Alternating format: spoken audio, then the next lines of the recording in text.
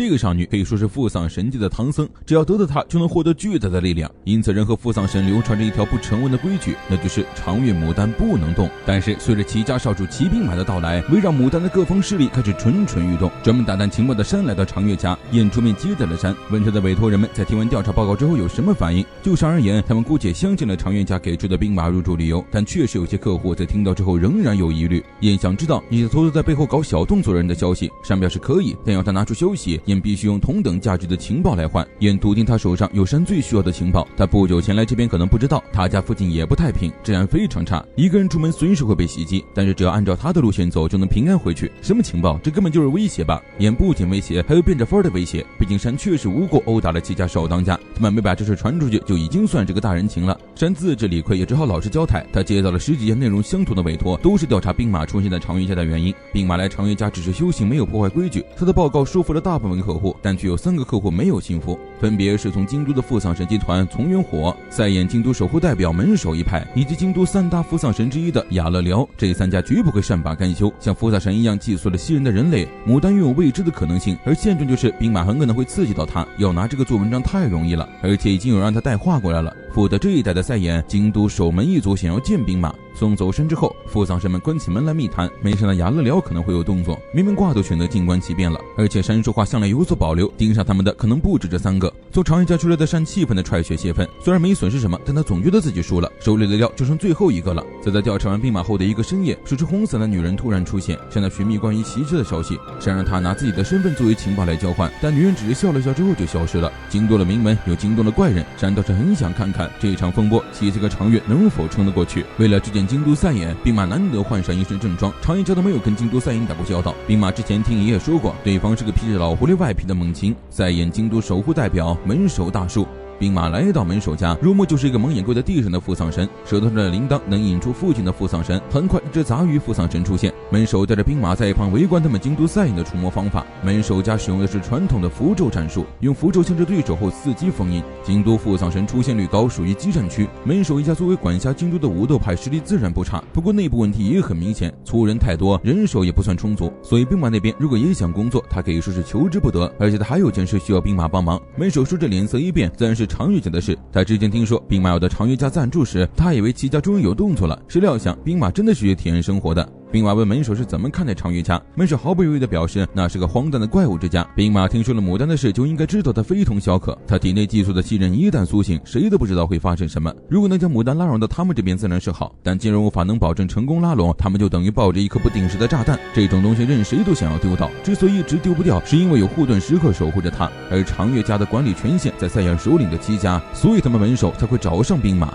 门守威胁兵马帮忙封印长月家的父丧神并处理掉牡丹，然而兵马想都不想就果断拒绝了。他不认为牡丹是怪物，他的职责是保护人类，自然不可能做出伤人之事，而且他并不讨厌长月一家，因此他拒绝，甚至拒绝了3遍。威胁主要讲究一个先礼后兵，既然兵马软的不吃，也只能给他来硬的了。一身符咒将兵马团团围住，他们到现在还以为兵马是温室里长大的小少爷，只要说句好就能解决的事，非逼他们动手，看来只有吃点苦头才能乖乖就范。符咒爆炸的瞬间，门守立刻派儿子打算趁机将兵马制服，然而烟雾中突然伸出一只脚，猛地将来人狠狠踹飞，兵马衣衫尽裂，身上露出浅浅的伤疤。他不会改变主意，但如果想要强行逼他就范，他自然也会抵抗。这时门守才意识到，什么温室里长大的小少爷，这明明就是朵食人花啊！但门守此时还有自信，齐家代代这里的东北是父丧神摒弃收身的安全地带，那边能与京都3大父丧神匹敌的，只有能预示所有房屋瓦片，相传一晚上毁灭2座村子的怪物奥玉的鬼瓦，但鬼瓦如今也销声匿迹。就算兵马在那里锻炼的遍体鳞伤，但在他们看来，那也只是没有头目的奖励关卡。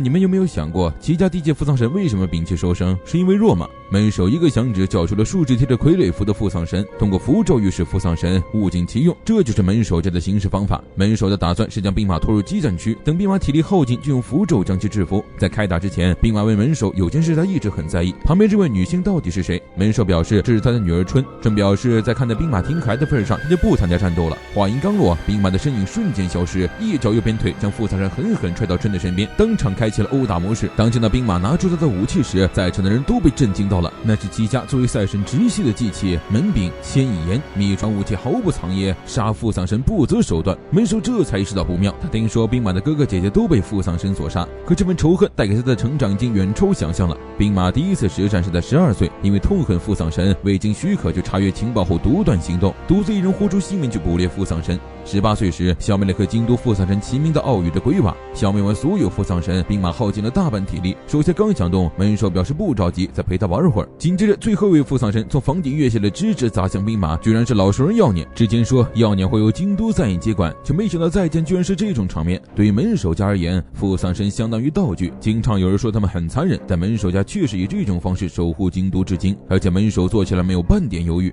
面对熟悉的人，兵马无法下手而被耀年死死压制。不出所料，兵马对父丧神动了恻隐之心，而且尚在萌生阶段。兵马杀父丧神仍旧毫不留手，但遇到相识的对手却如此犹豫。门首直呼其老爷子失算，以为让兵马熟悉父丧神能促进他的成长，但却没想到让兵马变弱了。如果兵马输了，他就直接把人绑回家；但如果兵马杀了耀年，摧毁怜悯之心之物会造成内心空缺，他只需要亲手添一张傀儡符就万事大吉。兵马应接下耀年一击，成功近身，门把朝耀年面门刺去。门首等的就是这个时机，从怀中掏出傀儡符朝兵马扔去。没想到亲手杀死耀年的兵马却没有丝毫受到影响，一把捏住符咒后冲到近前，一脚放到手下，门把已经抵在了门首的脖子上。门首不明白兵马为什么杀了熟人之后为什么还能这么冷静，理由很简单，因为兵马那一击只削掉了耀年脸上的符，让耀年恢复了理智而已。这明明是最麻烦的做法，兵马为什么要这么做？兵马说这只是他的直觉罢了。不信思考，信直觉。春哈哈大笑，果然和他听到的一个样。春曾经见过兵马的哥哥姐姐，对兵马的一颗心早有耳闻，他让门首收手吧。7次用光的他已经输了。结心符在手中化为一把巨大的镰刀，如果他还要继续打下去，他可就要帮兵马了。门首叹气，只好打着哈哈强行解释说这是对兵马的一场测试，明显就是个漏洞百出的借口。没想到兵马这个没心眼的居然真信了。门首把完全不知道发生什么的耀年交给了兵马，临走前却让自己的联系方式塞给兵马，他今天可是欠了自己一个人情，有空可以一起聊聊关于他哥哥姐姐的事。兵马先把耀年带回了长月家，他已经联系了本家，明天就有人来接他。见兵马一身伤，牡丹跑去找医药箱。兵马虽然单纯，但是不傻，他看得出门首对长夜家的厌恶是发自内心的，被众人远离惧怕。牡丹一直背负着这些。见到兵马愣愣地站在门口，牡丹突然笑了。兵马每次都带着一身伤回来，就像个调皮的孩子。这时兵马把耀年带进来，男男女女衣衫不整，牡丹的眼神犀利起来，最后还是兵马解释了半天才让牡丹相信。第二天，父丧神们去买衣服，兵马要送耀年去交接，于是就让牡丹一起跟着去。兵马独自带美女出门，还不知道会发生什么呢。